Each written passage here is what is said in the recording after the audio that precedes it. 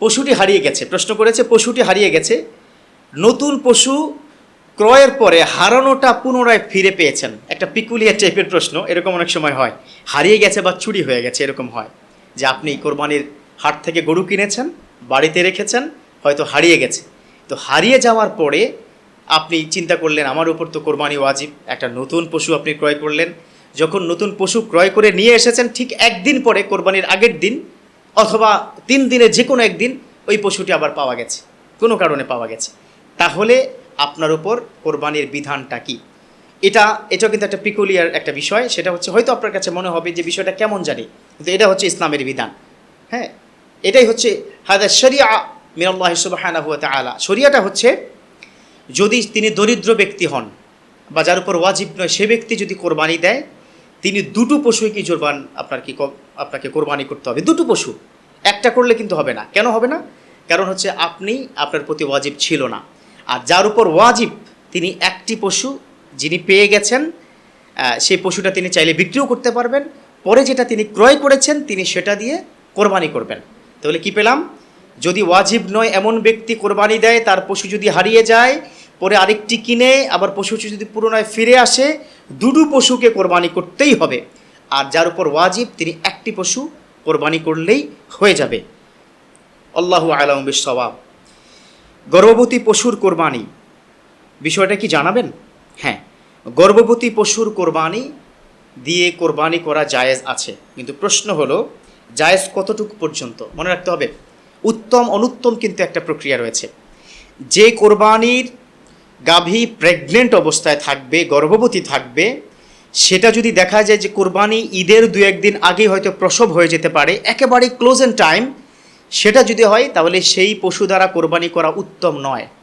মনে রাখবেন, আপনি যখন ক্রেতার কাছে সেটা কিনতে যাবেন, you should ask the question, the first is it pregnant? এটা কি গর্ভবতী? পেটটা এত কি বড় লাগছে কেন? এই ধরনের কথা জিজ্ঞেস করে নেবেন এবং হাত ধরে বসবেন, হাত ধরে বলবেন, বলুন সত্য কথা বলুন, এটা কি প্রেগনেন্ট কিনা? যদি প্রেগনেন্ট হয় তাহলে সেই গরু না কিনাটাই উত্তম। তবে হ্যাঁ, এমন যদি কোনো ব্যক্তি হয় যে তিনি বিক্রি করা ছাড়া তার উপায় নেই, প্রচণ্ড সমস্যার মধ্যে আছে, এই প্রেগনেন্ট গরু তিনি বিক্রি করে দিবেন, তাহলে যদি এমনটি হয় আপনি জানেন না, তিনি মিথ্যার আশ্রয় গ্রহণ করেছেন, তাহলে যখন কোরবানি দিবেন বুঝতে পারবেন যে তার পেটে বাচ্চা রয়েছে, তাহলে সেই বাচ্চাটা যদি জীবিত অবস্থায় বের হয়, সেই বাচ্চাটা আপনি হাদিয়া দিয়ে দিবেন, সদাকা করে দিবেন। কথা বুঝতে পেরেছেন? সদাকা করে দিবেন। আর যদি এমন হয় যে সেটা কি মরে যাওয়ার উপক্রম আছে, তাহলে সেটাকে আপনি জবাই করে দিবেন। তাহলে কি পেলাম? প্রেগনেন্ট গরু, যেটা খুব শর্ট ভার্সনে তার প্রেগনেন্সি হয়ে যাবে, সেটা না কিনাই উত্তম, সেটা দ্বারা কোরবানি না দেওয়াই উত্তম। কোনো কারণে যদি আপনার এমনটি হয় যে প্রেগনেন্ট একটা কোরবানির গরু আপনি কিনেছেন, সময়ও আর হাতে নেই, আপনি সেটা যখন কোরবানি করবেন, সেটা যদি জীবিত অবস্থায় বাচ্চা বের হয়, বাচ্চাকে সাদাকা করবেন, আর যদি সেটা সুযোগ না থাকে তাহলে তাকে জবাই করে দেবেন। তাহলে দুটো মা এবং বাচ্চা দুটোকেই জবাই করতে হবে। আল্লাহ আমাদের বুঝার এবং মানার তৌফিক দান করুক, আমিন। পশু কিনেছেন কিন্তু দোষ দেখা দিয়েছে, মানে বিভিন্ন ধরনের প্রবলেম হয়েছে, তাহলে তিনি কি করবেন? আপনি পশু কিনে ফেলেছেন, কেনার পরে আপনি ট্রাকে করে বাড়ি আনার পথে সেটা পড়ে গিয়ে পা ভেঙে গেছে, মনে রাখতে হবে সেই পশু দ্বারা কোরবানি আপনার হবে না। এটা প্রয়োজনে কোনো কসাইয়ের কাছে আপনি বিক্রি করে দেবেন, নতুন করে একটি পশু আপনাকে ক্রয় করতে হবে। অথবা পড়ে গিয়ে শিং ভেঙে গেছে, হবে না কোরবানি। অতএব কোরবানির জন্য কিন্তু ফ্রেশ, মোটা তাজা, খুঁতবিহীন আপনাকে পশু ক্রয় করতে হবে। আল্লাহ আমাদের বুঝার এবং মানার তৌফিক দান করুক, আমিন। পশুর বয়সের ব্যাপারে বিক্রেতা অনেক সময় মিথ্যা বলে থাকে, সেক্ষেত্রে আমাদের করণীয় কি? চমৎকার প্রশ্ন। এটা কিন্তু এই দুর্ঘটনা ঘটতেই থাকে। এই মুহূর্তে যারা দেখছেন আমাকে, হয়তো আপনারা পশু কিনে ফেলেছেন অথবা কেনার জন্য যাবেন, আপনাদেরকে বলছি এটা কিন্তু একটা মোস্ট ইম্পর্টেন্ট পার্ট। আপনি যখন ওখানে যাবেন, the firstly you should ask the time duration, what the age of your animal. এই পশুর এজ কত আপনি কিন্তু জিজ্ঞাসা করবেন। গরু কিনতে যাবেন, তাকে বলবেন যে সত্য কথা বলতে হবে, পূর্ণ 2 বছর হয়েছে কিনা। আমাদের সমাজে আপনি দেখবেন একটা ফাঁকিবাজি করা হয়। কি ফাঁকিবাজি? সেটা হচ্ছে যখন আপনি পশু কিনতে যাবেন তখন তার মুখ ধরে চোয়ালেটা উঠিয়ে বলে, এই দেখুন দাঁত আনো, দাঁত উঠে গেছে। দাঁত কিন্তু 2টি উঠতে হবে। কতটি? 2টি দাঁত উঠতে হবে। সে অন্তত মুখটা যখন চোয়ালটা খুলবে, এর মধ্যেই হয়তো ক্রেতা বলে থাকেন দরকার নেই, বুঝতে পেরেছি আপনি সত্য বলেছেন। ডেফিনেটলি মনে রাখতে হবে, স্যাক্রিফাইস করছেন আল্লাহর জন্য, কোরবানি দিচ্ছেন আল্লাহর জন্য, সে কোরবানির পশুটা হতে হবে ট্রাস্টেড পশু, যিনি বিক্রেতা আপনাকেও বলছি, আপনি হয়তো আজকে হাটে যাবেন গরু নিয়ে, গরুর সাথে মিথ্যা বলবেন না, গরুকে নিয়ে বা পশুকে নিয়ে মিথ্যা বলবেন, আপনার ইনকামটা হারাম হয়ে যাবে। মনে রাখবেন, হালালকে হারাম করা এটা বিধান ইসলামে দেওয়া হয়নি। একটা হালাল পশুর এটা দিয়ে আপনার রিজিক চলে। কত কষ্ট করে 9 মাস 10 মাস ধরে এই পশুটাকে আপনি পেলে পুষে মানুষের হাতে তুলে দিবেন কোরবানির জন্য, আর বলার সময় আপনি মিথ্যা বলবেন, সেটা করবেন না। অতএব আমরা ট্রাস্ট করব যিনি কোরবানির পশু, যিনি বিক্রেতা তার উপর, এবং যিনি পশু বিক্রেতা আপনাকে বলবো আপনি কিন্তু ঠকাবেন না। মনে রাখবেন, এই ঠকালে আল্লাহ কিন্তু আপনাকে অন্য কোনো জায়গায় ঠকিয়ে দিবে। আল্লাহ আমাদের বুঝার এবং মানার তৌফিক দান করুক, আমিন। আচ্ছা, কোরবানির পশু নিজে জবাই করা, আমি নিজে জবাই করতে পারি না অনেক সময়, সেক্ষেত্রে আমি কি করব?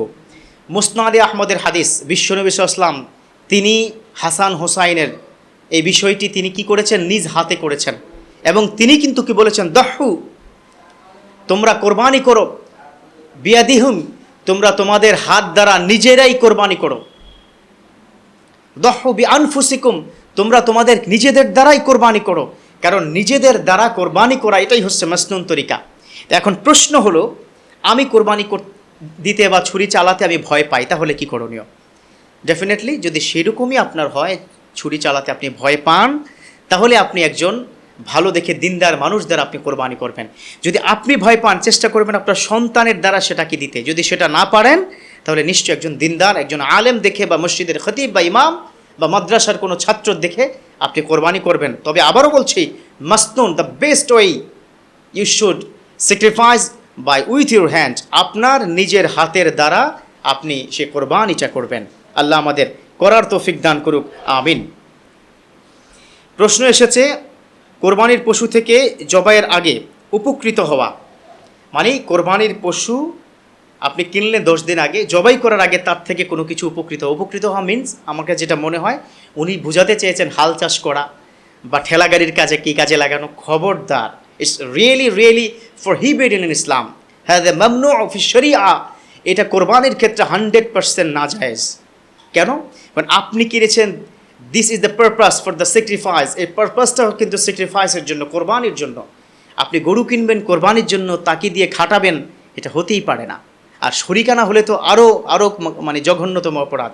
অতএব এটা কোনোভাবেই করা যাবে না। আল্লাহ আমাদের বুঝার এবং মানার তৌফিক দান করুক, আমিন। কোরবানির পশুর দুধ পান করা, হ্যাঁ, অনেক সময় হয় গাভী বিক্রি করে দিয়েছে, তার ওলানের মধ্যে দুধ এসে গেছে, তাহলে কি করব? দুটো তরিকা। একটি হচ্ছে, যদি খুব বেশি দুধের প্রেশার হয়ে যায়, সাধারণত আপনি দুধ খেতে পারবেন, তবে না খাওয়াটাই উত্তম। যদি বেশি প্রেশার হয়ে যায়, একটু পানি ছিটিয়ে দিবেন। আপনি দেখবেন দুধের ওলানে যদি আপনি পানি ছিটিয়ে দেন বাটের মধ্যে, তাহলে সেই দুধের ওলান থেকে কিন্তু দুধটা পড়ে না, বা তার কষ্টটা একটু কমে যায়। আর যদি দেখেন প্রচুর প্রেশার এসে গেছে, পশুর কষ্ট হচ্ছে, অবশ্যই আপনি দুধ দহন করে, শরিকানা হলে সকলকে আপনি এটাকে বন্টন করে দিবেন, যে সবাই যে আমার দুধ দুহিয়েছি, এ নাও, মানে দুধ তোমরা খেয়ে নাও। তো এটা করতে পারবেন, তবে না করাই উত্তম। আমি যে প্রসেসটি বলেছি আপনারা সেটাকে ইউজ করে আপনাকে দেখতে পারেন। আল্লাহ আমাদের সেখান থেকে হেফাজত করুক, আমিন। প্রশ্ন এসেছে, কোনো শরিকের মৃত্যু ঘটলে, অর্থাৎ 7 শরিক একটি গরুতে, কোনো শরিকের যদি এর মধ্যে মৃত্যু হয়ে যায় কোরবানি দেওয়ার পূর্বে, তাহলে তিনি কি করবেন? প্রথম কথা হচ্ছে, আসলে মৃত্যুটা পুরোটাই আল্লাহর হাতে। ওয়ালিকুল্লি উম্মাতিন আজাল ফাইদা জা আজালুহুম লা ইস্তাখিরুনা সাআতান ওয়া লা ইস্তাকদিমুন। আল্লাহ পাক বলেছেন, প্রত্যেকটা মানুষের জন্য একটি টাইম ডিউরেশন রয়েছে। Whenever the time is up, he have to return to Almighty. যখন সময় শেষ হয়ে যাবে, তাকে আল্লাহর কাছে পৌঁছে যেতে হবে। তার মৃত্যু হয়ে গেছে, এই মৃত্যু যেহেতু হয়ে গেছে, তাহলে তার বিধানটা কি? শরিয়ত যেটা বলে, তার সন্তানরা যদি চায় তার এই কোরবানিটা সে কন্টিনিউ করবে, তাহলে সেটা সে কন্টিনিউ করতে পারবে, তার সন্তানরা যদি চায়। আর যদি না চায়, তাহলে তার টাকাটা তাকে রিটার্ন করে দিতে হবে। আমার কাছে মনে আমরা বুঝতে পেরেছি। আল্লাহ আমাদের বুঝার ও মানার তৌফিক দান করুক, আমিন। মৃত ব্যক্তির পক্ষ থেকে কোরবানি করা জায়েজ কিনা? দুটো বিষয়। নাম্বার 1 হচ্ছে, মৃত ব্যক্তি যদি ওসিয়ত করে, তাহলে একরকম শরিয়া। নাম্বার 2 হচ্ছে, মৃত ব্যক্তি যদি ওসিয়ত না করে, তাহলে একরকম শরিয়া। প্রথম হচ্ছে, মৃত ব্যক্তি যদি ওসিয়ত করে, তাহলে সন্তানের উপর সে ওসিয়তটা পালন করা ওয়াজিব হয়ে যায়। যেহেতু সম্পদগুলো রেখে গেছে সন্তানের জন্য, যে বাবা, সে বাবা যদি বলে যায়, বাবা আমি যখন চলে যাব, আমার নামে আমার পক্ষ থেকে একটি অংশ তোমরা কিন্তু কোরবানিতে দিবে, তাহলে সেটা ওয়াজিব হয়ে যাবে। আর মৃত ব্যক্তি যদি ওসিয়ত করে না যায় তাহলে সেটা হবে নফল, সেটা হবে সুন্নাহ। অতএব এই বিষয়টা কিন্তু মাথায় রাখতে হবে। এবার আসুন, এই মৃত ব্যক্তি ওসিয়ত করলে সেই গোশত কী করবে কোরবানির, আর মৃত ব্যক্তি ওসিয়ত না করলে সে গোশত কী হবে। মনে রাখতে হবে, মৃত ব্যক্তি যদি ওসিয়ত করে যায়, মৃত ব্যক্তি যদি অপরিহার্য করে যায়, তার উপর কোরবানি দেওয়াটা, তাহলে সন্তানকে সেই ভাগটা, মৃত ব্যক্তির যে অংশটা, সে অংশটা আল্লাহর রাস্তায় দিয়ে দিতে হবে, অর্থাৎ সদাকা করে দিতে হবে। এক টুকরো গোশত কিন্তু সেখান থেকে খাওয়া যাবে না, এটা গরিব দুঃখীর জন্য, সেটা কিন্তু আল্লাহর পক্ষ থেকে।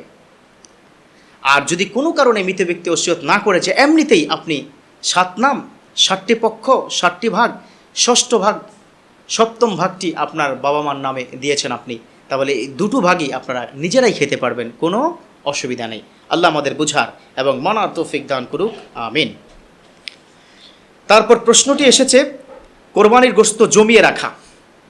মনে রাখতে হবে, সহিহ মুসলিম শরীফের হাদিস, বিশ্বনবী সাল্লাল্লাহু আলাইহি ওয়াসাল্লাম তিনি প্রথম দিকে কোরবানির গোশত জমিয়ে রাখার বিষয়টি তিনি নিষেধ করে দিয়েছেন, মামনু করেছেন। কিন্তু পরবর্তীতে তিনি আবার বলেছেন যে না, কোরবানির গরুর যে পশুর গোশত ফ্রিজে বা এমনি জমিয়ে রেখে খেতে পারবে, কোনো অসুবিধা নেই। কিন্তু আল্লাহ পাক কী বলেছেন আমরা একটু জেনে নেই। আল্লাহ পাক সূরা জারিয়ার 19 নম্বর আয়াতে রব্বে করিম তিনি স্পষ্ট করে কি বলে দিয়েছেন, ওয়াফি আমওয়ালিহিম হাক্কুল লিসাইলি ওয়াল মাহরুম। যারা বড়লোক রয়েছেন, সম্পদশালী রয়েছেন, তাদের সম্পদের মধ্যে মাহরুমদের জন্য, গরিব মিসকিনদের জন্য, অসহায় ব্যক্তিদের জন্য হক রয়েছে। কারণ আল্লাহর কথা, ওমিম্মা রাযাকনাহুম ইউনফিকুন, আমি যে সম্পদ দিয়েছি, আমি যে রিজিক দিয়েছি, তোমরা সেখান থেকে ব্যয় করবে, বন্টন করবে, মানুষকে দান করবে। অতএব যখন আপনি কোরবানির পশু জবাই করবেন, তার গোশতটাকে 3 ভাগে ভাগ করবেন। এটা কিন্তু সুন্নাহ, এটা ওয়াজিবও নয়, আপনি চাইলে নিজেও খেতে পারেন। কিন্তু যেহেতু অফি আমওয়ালিকুম হাক্কুন লিসাইলি ওয়াল মাহরুম, যেহেতু আল্লাহর কথা, প্রত্যেক ধনীর সম্পদের মধ্যে গরিবের হক রয়েছে, সেই হক হিসাবে আপনি একটি অংশ গরিব দুঃখীকে বন্টন করে দিবেন। এটাই হওয়া উচিত, এটাই হচ্ছে সিস্টেম। গোশত চর্বি বিক্রি করা, মনে রাখতে হবে, কোরবানির গরুর গোশত, চর্বি, হাড্ডি কোনোটাই বিক্রি করা জায়েজ নেই। এক টুকরা গোশত বিক্রি করবেন না, চর্বি বিক্রি করবেন না। অনেকেই যেটা করে থাকে সচরাচর, এটা কিন্তু বাই মিস্টেক হয়ে যায় অথবা জানার ভুল, এটা কিন্তু খুবই ক্ষতিকর। আমরা চর্বি জমিয়ে রাখি, নিশ্চয়ই আপনাদের অনেকের কমন পড়েছে আমার কথায়। চর্বি কিন্তু জমিয়ে রাখি, চর্বি জমিয়ে রেখে সেটা 1 কেজি 2 কেজি হয়ে গেলে বা 5 কেজি হলে, সেটা অনেক সময় দেখবেন ঠেলা বা ভ্যান গাড়িওয়ালা এসে বলে যে চর্বি বিক্রি করবেন, তখন তাদের কাছে গিয়ে সে চর্বিটা বিক্রি করে সেই টাকাটা তারা খেয়ে নেয়। খবরদার, এই টাকা আপনাদের হক নয়। প্রথমত হচ্ছে চর্বি, গোশত, হাড্ডি কোনো কিছু বিক্রি করতে পারবেন না। শুধু চামড়াটা যেহেতু খাওয়ার সুযোগ থাকে না, পশমযুক্ত থাকে, যার ফলে এই চামড়াটা বিক্রি করে এটা গরিবকে দান করতে হয়। এটাই হচ্ছে মাসনুন, এটাই হচ্ছে সুন্নাহ। কিন্তু চর্বি যদি আপনি বাই মিস্টেক সেটা যদি বিক্রিও করে ফেলেন, অথবা ইচ্ছাকৃতভাবে সেটা যদি আপনি বিক্রি করে ফেলেন, সেটা কিন্তু আপনার সাদাকা করতে হবে, আর একটি টাকাও আপনি খেতে পারবেন না। কারণ গোশত, হাড্ডি, চর্বি কোনোটাই বিক্রি করার জন্য নয়। কোরবানি হচ্ছে শুধু স্যাক্রিফাইস, এটা আল্লাহর জন্য, এটা কোরবানি। অতএব এটা কোনো সিস্টেম নেই।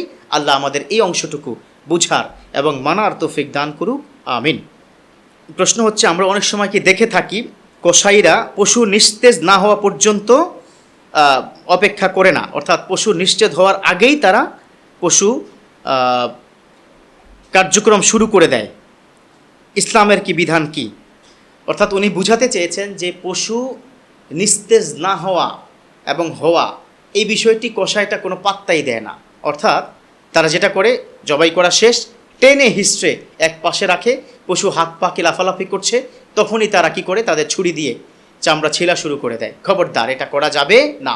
কারণ একেবারে পশু যখন নিস্তেজ হয়ে যাবে, তখনই কিন্তু কাজটি করতে হবে। কসাই কিন্তু আপনাকে বলবে যে না, কোনো সমস্যা নেই। আপনি বলবেন তোমার কথায় তো আমি চলবো না, শরীয়ত কি বলেছে আমি সেইভাবে চলবো। অতএব শরীয়ত হচ্ছে কোরবানির পশু নিস্তেজ না হওয়া পর্যন্ত সেই পশুকে ছিলা বা সেই পশুর কার্যক্রম করার কোনো সুযোগ নেই। আল্লাহ আমাদের এই অংশটা বোঝার তৌফিক দান করুক, আমিন। আরেকটি প্রশ্ন এসেছে, ছোট্ট প্রশ্ন, যে অন্য পশুর সামনে জবাই করা যাবে কিনা। করা যাবে, কোনো অসুবিধা নেই, তবে না করাই উত্তম, কারণ ওই পশুটি ঘাবড়ে যাবে, একটু আতঙ্কিত হয়ে যাবে, অতএব আমরা সেই কাজটি করব না। আরেকটি প্রশ্ন এসেছে, যেটা এখন বর্তমান সমাজে অনেক বেশি পরিমাণে হয়, বিধর্মীকে কোরবানির গরুর গোশত দেওয়া। এটা একটা ফ্যাশন হয়ে গেছে আজকাল। তো আসলে আমাদের দেশে আমরা ধর্ম প্র্যাকটিস করি, কিন্তু আমরা এই সাম্প্রদায়িক সম্প্রীতি এই কথা বলে, এই স্লোগান তুলে আমরা হিন্দু মুসলমান বা অমুসলিম মুসলিম এক হয়ে গেছে। তাদের সেই ধর্ম পূজায় আমরা যে থাকি, মহা অন্যায়, খবরদার, এটা হারাম, শিরিক পর্যায়ে পৌঁছে যায়। অতএব যার যার ধর্ম সে পালন করবে, কিন্তু অন্য ধর্ম কোনোভাবেই প্র্যাকটিস করা, ফলো করা, সে অনুযায়ী সেখানে গিয়ে অংশগ্রহণ করা, সেটা কিন্তু হাদা মামনু ফি শরিয়া, এটা শরিয়াতে কিন্তু নিষেধ করা হয়েছে। একইভাবে আপনি যদি আপনার কোনো বিধর্মী বন্ধুকে, কোনো ভাইকে, কোনো বসকে কোরবানির গোশত দিতে চান, সোয়াবের নিতে দেওয়া যাবে না। এমনিতে আপনি অন্যকে যেরকম খাওয়ান সেই নিয়তে আপনি হয়তো তাকে দিতে পারেন। আল্লাহ আমাদের বুঝার তৌফিক দান করুক, আমিন। অন্য কারো ওয়াজিব কোরবানি আদায় করতে চাইলে কি করণীয়? ওয়াজিব কিন্তু অন্যের, এই প্রশ্নের মধ্যে একটু ঝামেলা আছে। মানে অন্য কারো ওয়াজিব আপনি কি করে আদায় করবেন? অন্য কারো ওয়াজিব কোরবানি আপনি আদায় করতে পারবেন না, তবে একটা তরিকা আছে। তরিকাটা হচ্ছে, আপনি যদি আপনার কোনো বন্ধু হয়তো কি গত বছর সে কি দিয়েছে, এবছর কোনো ব্যবসায় কোনো ধরনের প্রবলেম হয়েছে, তার ক্রাইসিসে সে কি পড়ে গেছে, তার উপর কোরবানি ওয়াজিব নয়, বাট সে গত অনেক বছর ধরে কি দিয়েছে, তার একটা স্ট্যাটাসে প্রবলেম হচ্ছে, সম্মানে আঘাত মানে চলে আসবে, সমাজের মধ্যে মুখ দেখাতে পারবে না, এই বিষয় যদি হয়, তাকে গোপনে আপনি তাকে সাহেবুল মাল বানিয়ে দেন, অর্থাৎ আপনি টাকা তাকে গিফট করে দেন, আপনি পুরো টাকাটা তাকে দিয়ে দেন। যদি তাই আপনি করেন, তাহলেই শুধুমাত্র তার কোরবানির ওয়াজিবটা আদায় হবে। তবে এটা যদি এমন হয়, সে গিয়ে কোরবানি প্রতি বছর পশুর হাট থেকে পশু কিন্তু এবছর সম্ভব হয়নি, প্রয়োজনে তাকে সাথে করে আপনি কি নিয়ে যাবেন, গিয়ে বলবেন এই টাকাটা তোমার, এই অংশটা তোমাকে দিলাম, তোমার একটা অংশ আমার এই গরুর মধ্যে থাকবে বা এই পশুর মধ্যে থাকবে। তাই যদি হয়, তাহলে ওয়াজিবটা আদায় হবে, নচেত হবে না। আশা করি আপনারা বুঝতে পেরেছেন। আল্লাহু আ'লামু বিশ-শাওয়াব।